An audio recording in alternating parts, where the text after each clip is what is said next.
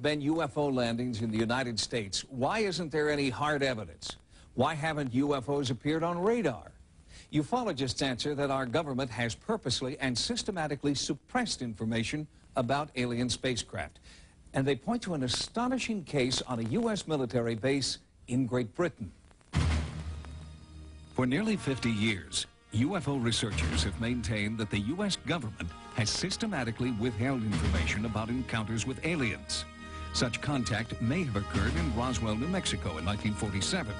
The U.S. government says it never happened. Some believe that alien technology is currently being tested in the notorious and top-secret Area 51 in the Nevada desert. The U.S. government refuses to comment. But under the authority of the Freedom of Information Act, previously classified documents have been released. They shed light on what may have been an intentional U.S. government cover-up of UFO contact occurring in England in 1980. The 81st Tactical Fighter Wing of the U.S. Air Force was located 60 miles northeast of London, between the towns of Bentwaters and Woodbridge. It was here on December 26, 1980, members of base security claimed to have witnessed one of the most bizarre events in UFO history.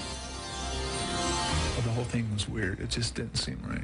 Airman First Class John Burroughs and his partner were on a routine patrol around the base perimeter when they spotted unusual activity in the nearby woods. My partner initially saw some strange lights, so we went ahead and looked at each other and we decided we better kind of see what's going on because it didn't seem normal. At the very same moment, the control tower at London's Heathrow Airport reported the sudden appearance of several unidentified flying objects on radar. I think if we would have been armed, we might have been fired on it. I mean, it really, there was whatever it was, scared us. I was going to bed and through the side windows here, I saw these lights. Local resident Jerry Harris was one of a handful of civilians who reported strange phenomena that night. He recalls the encounter. Well, they moved sort of sideways, this way, and then they'd go down and they'd come back up again. Most peculiar. The next morning, British police investigated the area around the alleged sighting. They found 3 circular impressions in the ground, exactly 12 feet apart, forming a perfect equilateral triangle. The surrounding trees had been damaged. It looked like something had landed there, came straight down through the trees, and rested long enough to leave 3-4-inch indentations in the ground. I was kind of hoping we'd go out there and we wouldn't find anything. And we just, you know, it'd be like, because if you can't explain it, it bothers you. The next night, strange lights were reported again. Deputy Base Commander Colonel Charles Halt quickly assembled a special investigative team to search the woods. Lights were observed moving in geometric patterns, mainly in squares, everything traveling at right angles. They'd go for a set distance and then do a sharp left or right bank. Colonel Halt and his team not only witnessed the light phenomenon, but they were also able to document their sightings on film and audio tape.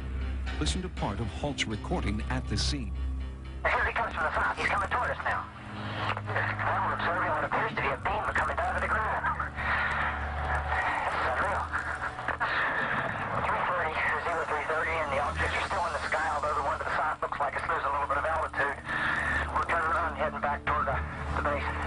In the distance, you could see lights flying around, and you could see like a stream of white light that came down to the ground. Soon after that initial sighting, another strange UFO appeared to the airmen, a single red hovering light. We followed it for quite a distance, 2-3 miles. All the time it stayed just a bit ahead of us. Then the most extraordinary event of the night occurred. It looked like a shaft of light came down from the sky. It was momentary, couldn't have lasted more than 5 seconds. But I observed it, Colonel Halt observed it, and 2 other individuals with us observed it. It was like, it hurt your eyes almost. It was so bright. Because of this inexplicable encounter, a special unit from European headquarters was dispatched to Bentwaters to take over the investigation. We were told that whatever we saw out there from then on, we were not to call in on the radio or report in, and people were aware of that something had happened or something could still be going on. The team confiscated all physical evidence of the encounter, including Colonel Halt's tape recordings, films, and memos. All of that material was gathered up. It was considered technical intelligence. Therefore, it went to Ramstein Air Force Base. Now retired from Army intelligence, Clifford Stone was stationed at Hanau, West Germany at the time of the Bentwaters investigation. According to Stone, news about the UFO landing spread like wildfire. I know that they considered that craft to be under intelligent control, and they did not consider that intelligence to be of this earth. With so many credible witnesses, there's little doubt that something anomalous occurred that night. But what was it? There was no doubt it was an unidentified flying object, which is what a UFO is.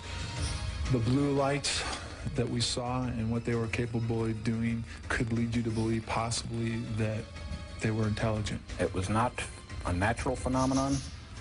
It was some sort of a manned or unmanned craft, and it was being controlled by someone.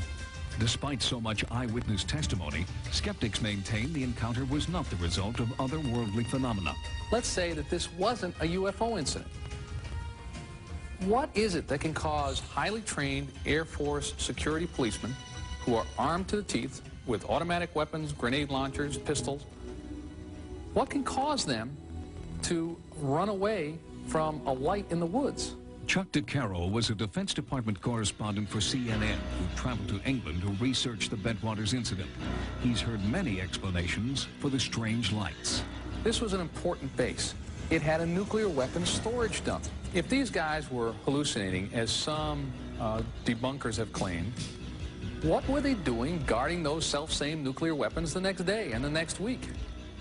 Others have speculated that the UFO was a top-secret U.S. military aircraft used to test the responses of base security forces.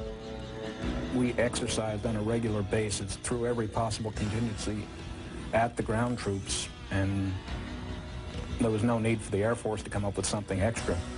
There is another possibility involving technology known as psychotronic or radio frequency weapons. There are those experts in the area of radio frequency weapons who say that RF energy can be delivered in such a form as to have an effect on human psychology or physiology. Sightings of unexplained lights identical to those reported at Bentwaters had also been reported in the former Soviet Union. Experts suggest these reports may be the result of experiments using similar weaponry. Unfortunately, none of these theories can be fully explored because the U.S. Air Force has refused to acknowledge that any encounters occurred. Some believe there's been a cover-up. I ended up going to Korea, and I can't prove it, but I really wasn't due for an assignment, and they kind of got me out of here in a hurry. Any attempt to gather physical evidence at the site is now impossible. The alleged landing site has been destroyed. When our sightings crew visited Bentwaters, this was all that remained of the woods. All that there, yes, the whole lot, 10,000 acres, was absolutely devastated. British UFO researcher Brenda Butler has been investigating the Bentwaters sighting since 1981. She claims that her efforts have been sabotaged by the U.S. and British governments. The Ministry of Defence have been on to us and telling us to keep quiet and, you know, not to say anything about it. What we can't understand is why this case, when all the other cases we've been on, we've been allowed to talk about it. I have no doubt that our government and other governments are withholding information. They don't know what's going on, or if they do, they're not willing to share that information with the general populace. And sooner or later, it's all going to come out. It wasn't until one of the base commander's top-secret memos was released in 1983 that any information about the Bentwaters UFOs was made public. The U.S. Air Force still refuses to comment. Could it have been a weapons experiment? Possibly. Could it have been a visitation from a UFO? Possibly. Is there a cover-up? Probably. Is there more to come from the Bentwaters incident? You bet. The United States Air Force continues to deny that a UFO encounter occurred at Bentwaters. Without the military's cooperation, the documents obtained through the Freedom of Information Act remain just one more tantalizing clue for scores of conspiracy theorists. They remain convinced that the government has top-secret UFO information and plans to keep it that way.